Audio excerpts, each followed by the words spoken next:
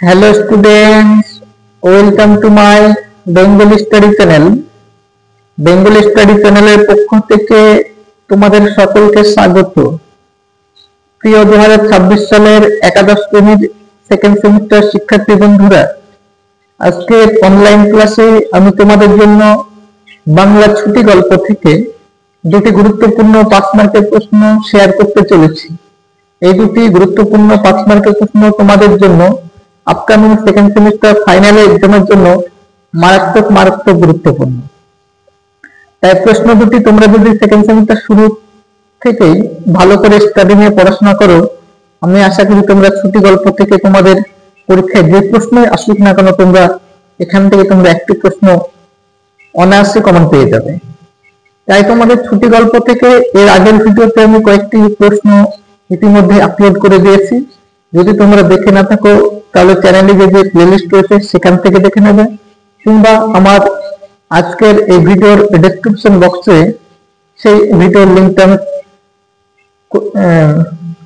Description বক্সে দিয়ে দেবো। তোমরা যদি দেখে না থাকো তাহলে এখান থেকে দেখে নেবে। এবং তোমাদের আমি শুধুমাত্র যে বাংলা বিষয়ের ভিডিও আপলোড করে থাকি তা নয়, এর পাশাপাশি তোমাদের জন্য আমি যে রাষ্ট্রবিজ্ঞান বিষয় রয়েছে সেই বিষয়ের ভিডিও আপলোড করে থাকি। আমার চ্যানেলে সব ভিডিওগুলি তোমাদের দেওয়া রয়েছে, তোমরা চ্যানেল থেকে দেখে নেবে। এবং যারা আর্থিকভাবে দুর্বল, যারা পিছিয়ে পড়া স্টুডেন্ট, যারা টিউশন করতে পারো না, সেই সমস্ত দুস্থ মেধাবী ছাত্রছাত্রীরাও যদি শুধুমাত্র আমার এই চ্যানেলের ভিডিওগুলো দেখে ভালো করে প্রথম থেকে পড়াশোনা করো, আমি আশা করি তোমরা অন্যের চাইতে হলেও এক ধাপ এগিয়ে থাকবে। কারণ আমি তোমাদের প্রত্যেকটা টপিক ওয়াইজ প্রত্যেকটি প্রশ্নই কভার করে থাকি। তাই আমার এই চ্যানেলে তোমরা প্রত্যেকটি টপিকের প্রত্যেকটি প্রশ্নের উত্তরই তোমরা পেয়ে থাকবে। তাই আলোচনা শুরু করার পূর্বেই তোমরা যারা নতুন আমার এই চ্যানেলের ভিডিও দেখছো, তারা অবশ্যই আমার এই চ্যানেলটিকে সাবস্ক্রাইব করবে এবং পাশে থাকা বেল আইকন বেলটি প্রেস করে অল নোটিফিকেশন অন করে দেবে, যাতে করে আমার ভিডিও ছাড়ার সঙ্গে সঙ্গে সবার আগে তোমাদের কাছে পৌঁছে যায়। তাই আলোচনা দীর্ঘায়িত না করে চলো আমরা ফিরে যাই আজকের মূল আলোচনায়। দেখো, আজ আমি তোমাদের জন্য যে 8 নম্বর প্রশ্নটি ছুটি গল্প থেকে দেখেছি সেটি হলো, ছুটি গল্পের কাহিনীতে বিশ্বম্বর বাবুকে যে ভূমিকায় পাওয়া যায় তা আলোচনা করো। এই প্রশ্নটি তোমাদের 5 মার্কের জন্য খুবই গুরুত্বপূর্ণ প্রশ্ন। তোমরা প্রশ্নটি ভালো করে পড়ে রাখবে। চলো উত্তরটি আমরা এক ঝলকে দেখে নিই।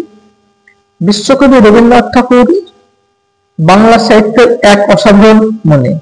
তার লেখা গল্প, উপন্যাস, কবিতা আমাদের মনকে স্পর্শ করে। ছুটি গল্পটিও তার অন্যতম জনপ্রিয় ছোট গল্প। এই গল্পে ফটিকের মামা বিশ্বম্বর বাবু একজন গুরুত্বপূর্ণ চরিত্র। তার চরিত্রের মধ্যে রয়েছে কর্তব্য পালন, দায়িত্বশীল, সম্পর্কের টান প্রভৃতি।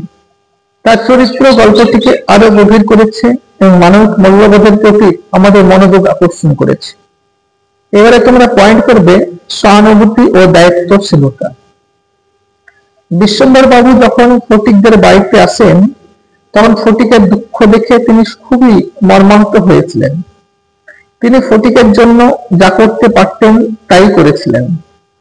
ফটিকের মামা তাকে নিয়ে মামার বাড়ি কলকাতাতে চলে আসেন এবং সেখানেই তাকে স্কুলে ভর্তি করেন এবং তার দায়িত্ব ভার নেন।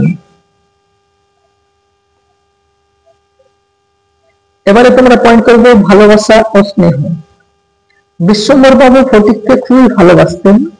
তিনি ফটিককে নানা উপহার দিতেন, তার পড়াশোনা খরচ বহন করতেন। তার এই ভালোবাসা ফটিকের উপর ছিল একটা বড় প্রভাব। এছাড়াও বিশ্বম্বর বাবুর তার বোনের প্রতি এক অসীম ভালোবাসা ছিল। এই কারণেই তিনি প্রথমে কাজ থেকে ফিরে তার বোনের সঙ্গে দেখা করতে আসে। এই জন্য বিশ্বম্বর বাবু আর তার বোনের রক্তের সম্পর্কের বন্ধনকে আরো নিবিড় করে তুলেছে। এবারে তোমরা পয়েন্ট করবে সরলতা। তিনি খুব সরল প্রকৃতির একজন মানুষ ছিলেন। জীবনের সামান্য সুখেই তিনি খুশি হয়ে যেতেন। তিনি পশ্চিমের কাজ থেকে ফিরে প্রথমে বোনের বাড়িতে এসে বোনের সঙ্গে দেখা করেন। তারপরে বোনের কষ্ট হচ্ছে দেখে ফটিককে নিয়ে মামার বাড়ি কলকাতায় চলে আসেন। বিশ্বম্বর বাবু একটু দুর্বল চরিত্রের ছিলেন। তিনি নিজের স্ত্রীর কাছে নিজের মতামত প্রকাশ করতে পারতেন না। এবারে তোমরা পয়েন্ট করবে সহানুভূতি ও বিবেক। ফটিক নিরুদ্দেশ হয়ে যাওয়ার পরে যখন পুলিশের গাড়িতে করে ফটিককে ফিরিয়ে আনা হয়, তখন ফটিকের মামিমা বলেন ফটিককে তার বাড়ি পাঠিয়ে দিতে। কিন্তু সেই কথা শুনে ফটিকের মামা বিশ্বম্বর বাবু তেমন কোনো প্রতিক্রিয়া দেখাননি, বরং একজন সন্তানের বাবা মায়ের মতনই তিনি ফটিকের অসুস্থতার চিকিৎসার জন্য ডাক্তার ডাকেন এবং সারা রাত ফটিকের খেয়াল রাখেন। পরিশেষে বলতে হয়, বিশ্বম্বর বাবুর চরিত্র গল্পটিকে আরো কি সমৃদ্ধ করেছে।